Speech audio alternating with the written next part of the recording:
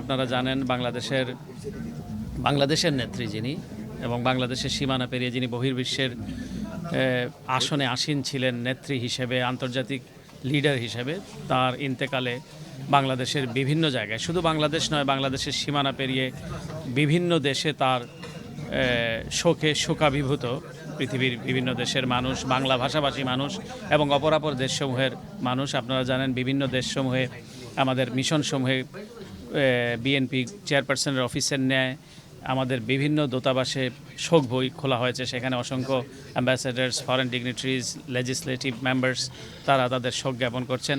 তো এরকম একটি ব্যক্তিগত উদ্যোগে আজকে আমরা এখানে সামিল হয়েছি।